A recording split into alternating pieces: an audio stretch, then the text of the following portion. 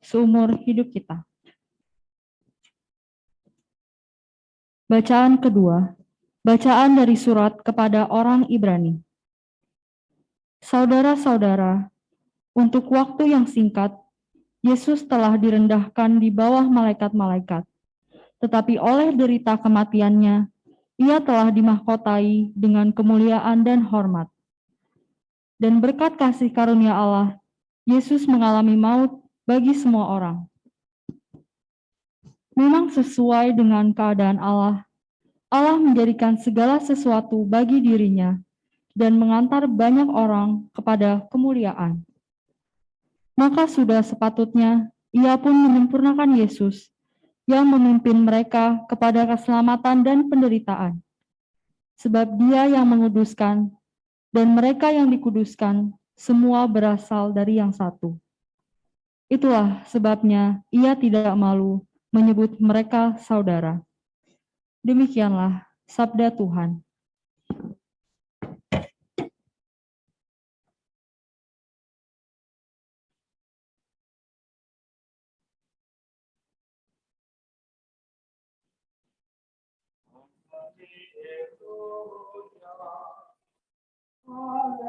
Haleluya.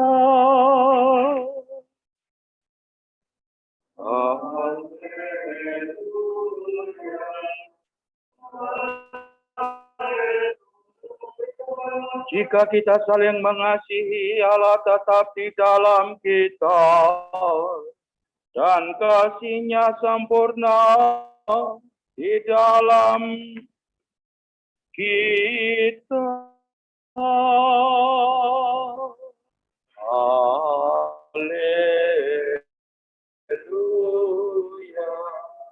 haleluya.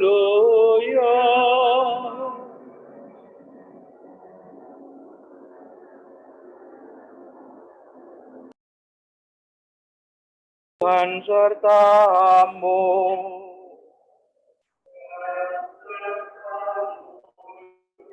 Inilah Injil Yesus Kristus menurut Santo Markus.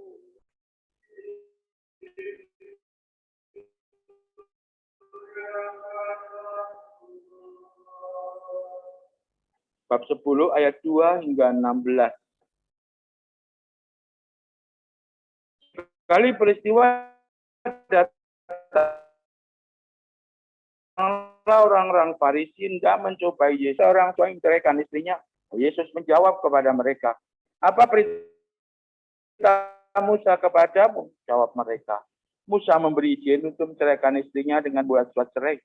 Lalu Yesus berkata kepada mereka, karena ketegaran hatimu lah Musa menulis perintah itu untukmu. Sebab pada awal dunia Allah menjadikan manusia laki-laki dan perempuan. Karena itu laki-laki akan meninggalkan ayah dan ibunya bersatu dengan istrinya. Sehingga keduanya menjadi satu daging. Demikianlah mereka bukan lagi dua melainkan satu. Karena itu apa yang tadi bersatukan Allah, janganlah diceraikan manusia. Setelah tiba di rumah, para murid bertanya pula tentang hal itu kepada Yesus. Lalu Yesus berkata kepada mereka, barang siapa dengan istrinya lalu kawin dengan perempuan lain, dia hidup dalam perzinahan terhadap istrinya itu. Dan jika istri menceraikan suaminya lalu kawin dengan laki-laki lain, dia berbuat zina. Lalu orang bawa seorang anak kecil kepada Yesus supaya ia menjamah mereka. Tetapi murid-muridnya memarahi orang-orang itu. Melihat itu Yesus marah dan berkata kepada mereka, biarkanlah anak-anak itu datang kepadaku, jangan menghalang-halangi mereka. Sebab orang-orang yang seperti itulah yang mempunyai kerajaan Allah. Aku berkata kepadamu, sungguh barang siapa tidak menerima kerajaan Allah seperti seorang anak kecil, dia tidak akan masuk ke dalamnya. Kemudian Yesus memeluk anak-anak itu, meletakkan tangan ke atas mereka, dan memberkati mereka. Berbahagialah orang yang mendengarkan sabda Tuhan dan tekun melaksanakannya.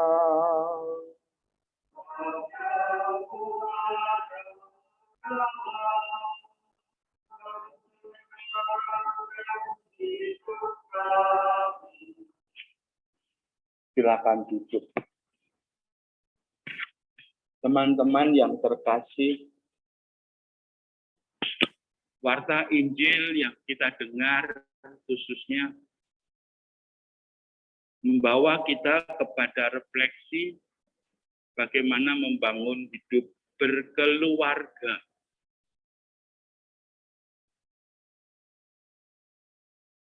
Kalau kita sedikit mengupas ini, Tuhan mencoba menunjukkan sesuatu yang penting. Prinsip yang pertama adalah apa yang sudah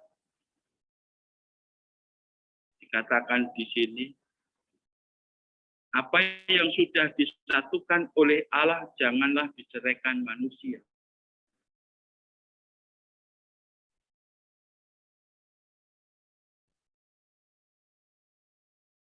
Prinsip yang utama.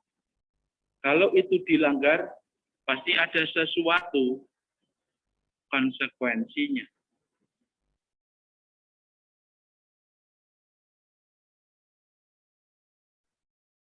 Prinsip yang kedua, tiba-tiba Markus menceritakan ada anak-anak kecil yang datang kepada Yesus. Sekalipun para murid melarangnya, tetapi Tuhan tidak melarang. Jangan menghalang-halangi mereka ini. Bahkan, ini prinsip penting, barang siapa tidak menerima kerajaan Allah seperti seorang anak kecil, ia tidak akan masuk ke dalamnya. Kemudian Yesus memeluk dan memberkati. Keluarga itu diberkati oleh Tuhan.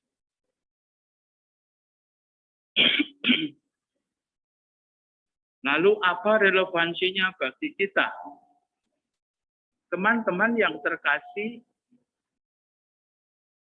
KMK adalah keluarga. Maka di sana tidak disebut kelompok mahasiswa, tetapi di sana disebut keluarga mahasiswa Katolik.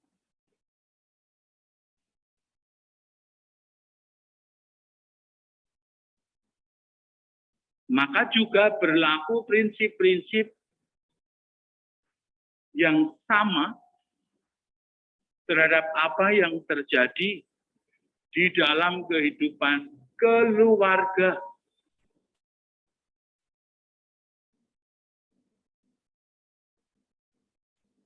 Bayangkan, andaikan ada satu atau dua yang tidak terdaftar, artinya apa?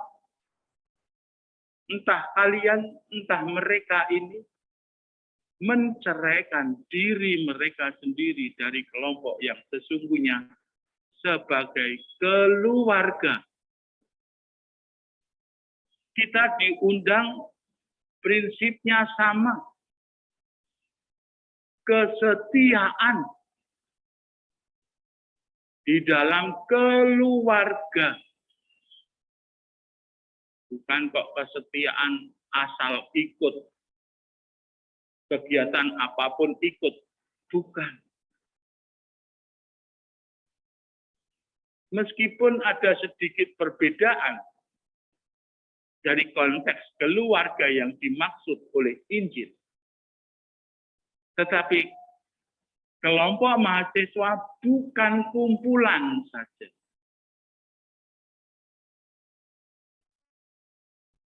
Yang harus berbasis pula kesetiaan. Kalau tidak setia, ya nggak ada artinya.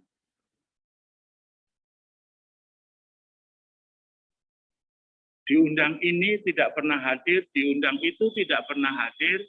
Artinya kalian tidak setia. Kalau tidak setia, ya sudah. Kita bukan membangun keluarga kalau begitu. Saya ingin mengajak kalian semua, kita membangun keluarga.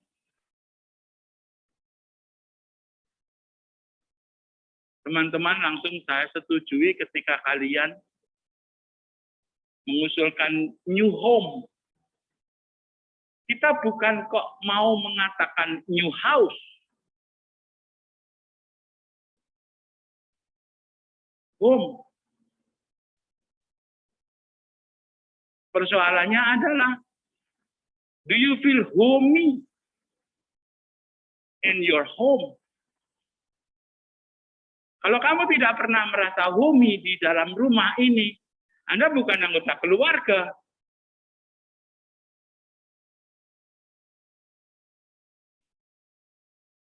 Teman-teman, angkatan 2021, you enter a new home. Kalian memasuki keluarga baru, rumah baru. Maka juga berlaku prinsip-prinsip ini.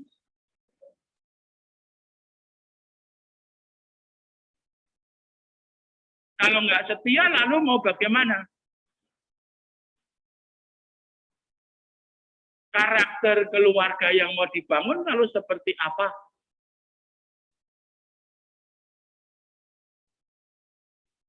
Kebersamaan ini hanya kumpulan. Anda boleh mempunyai kumpulan mahasiswa pencinta alam. Boleh. Tapi itu kumpulan. Sekarang ini banyak kumpulan mereka-mereka yang punya moge. Banyak sekali. Coba hari Minggu pagi, langsung dari kamar saya saja sudah masih terdengar, padahal jauh. Itu kumpulan. You are family. Basisnya adalah familia.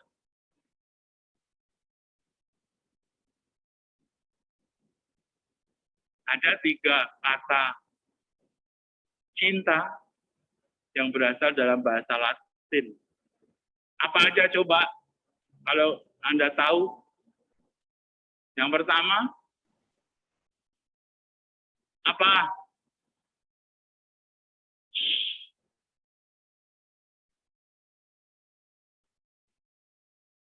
Amor boleh, tetapi amor itu belum bisa disebut sana. Ada 3 kata. Yang utama kata itu adalah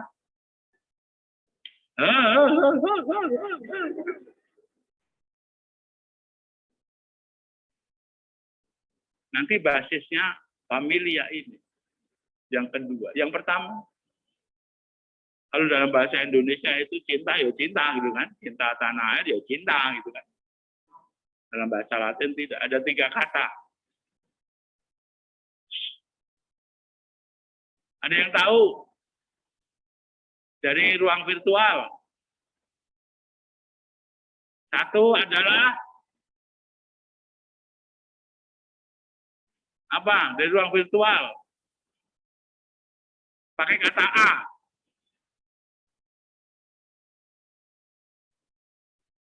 Agape. Agape. Ya, terima kasih. Agape. Yesus bertanya kepada para murid, khususnya Santo Petrus, apakah engkau mencintai aku? Kata pertama yang dipakai agape isme Petrus. Cintanya adalah cinta yang mulia, butuh pengorbanan.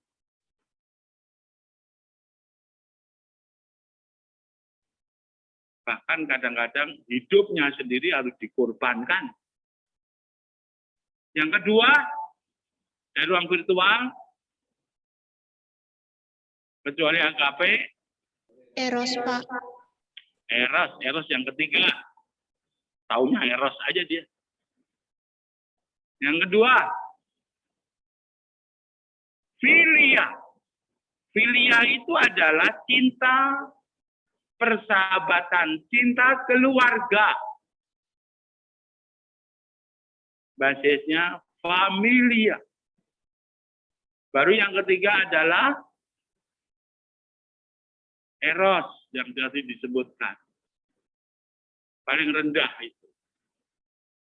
Saya tidak mau menunjukkan yang ke sana.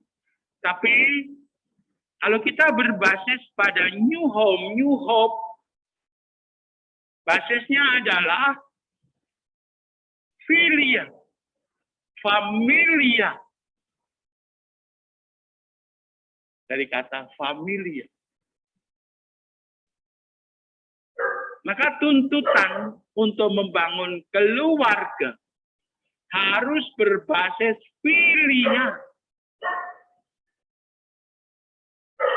Kalau kalian tidak mempunyai cinta pada keluarga mahasiswa Katolik, nggak akan jalan. Itu yang terjadi. Tidak akan jalan. Tolong anjingnya di. Sungguh tidak akan jalan. Tidak akan menjadi new home. Lalu basisnya apa new home? New home basisnya apa lagi? Punya kumpul? Bukan. Basisnya adalah filia. Basisnya adalah kasih.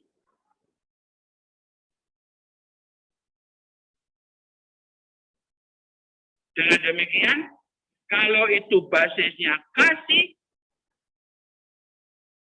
prinsip yang ketiga yang dilontarkan oleh Tuhan sendiri, kemudian Yesus memeluk anak-anak itu, meletakkan tangan ke atas mereka, memberkati mereka. Kita diberkati.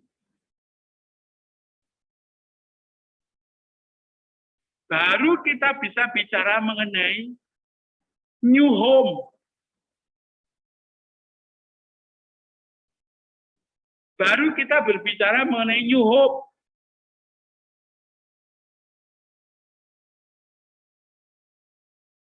Kadang-kadang sulit untuk menyatukan alumni karena dari awalnya tidak tersadari atau tidak disadari sebagai keluarga yang berbasiskan pada hidup kasih. Filia.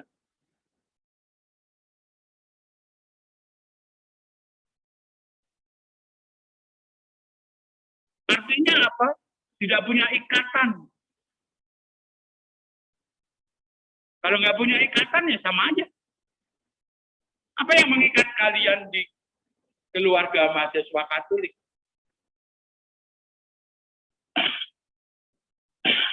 Apa yang mengikat Anda? Saya tidak pernah menanyakan surat baptis. Yuk, sudah dibaptis atau belum? Saya nggak nanya. Apa yang mengikat Anda?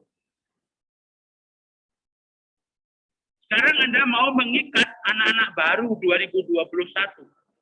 Dengan apa? Sehingga membuat new home.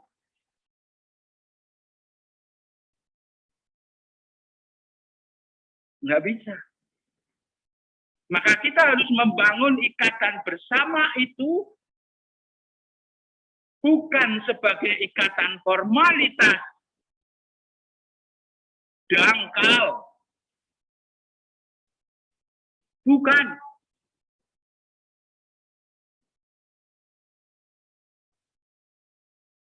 Bukan hanya karena kita disatukan dalam satu perguruan tinggi. Formalitas.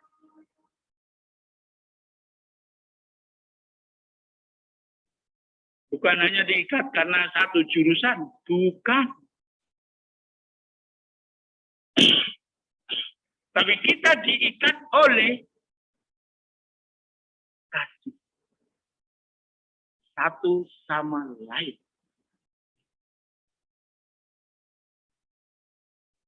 Inilah rumah baru kita. Inilah rumah baru Anda. angkatan 2021.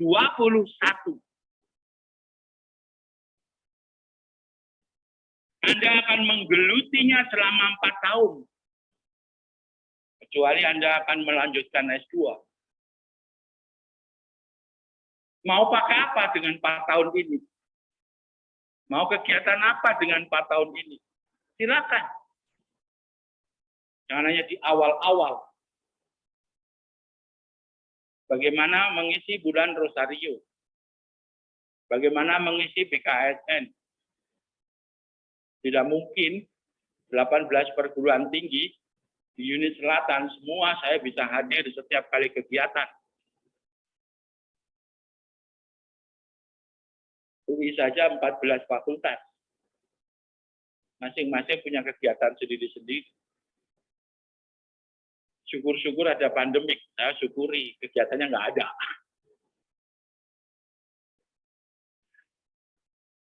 Paling-paling Zoom.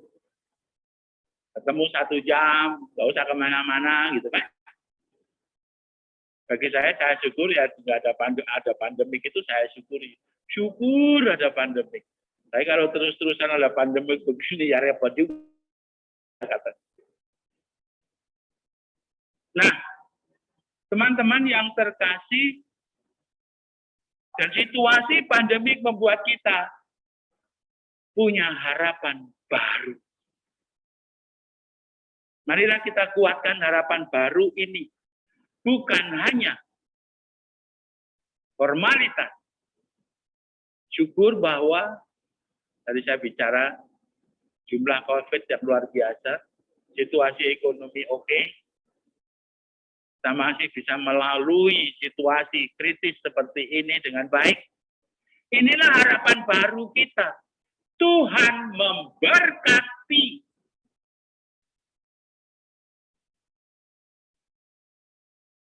Teman-teman yang terkasih, persoalannya sekarang adalah bagaimana kalian lalu menghidupi KMK itu? Supaya saya tidak mendengar, Romo, tidak ada kegiatan apa-apa. Ini bukan menghidupi KMK.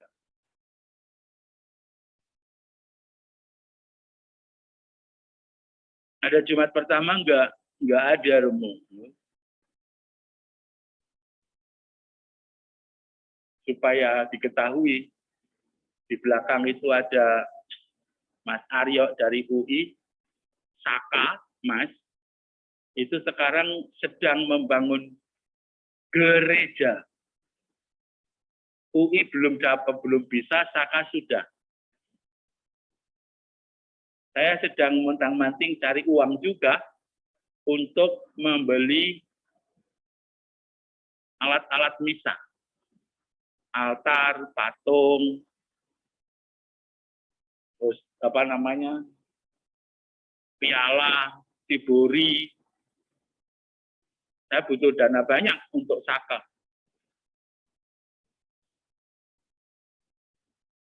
Saya kira kalau ini diletakkan di dalam New Hope, Saka punya harapan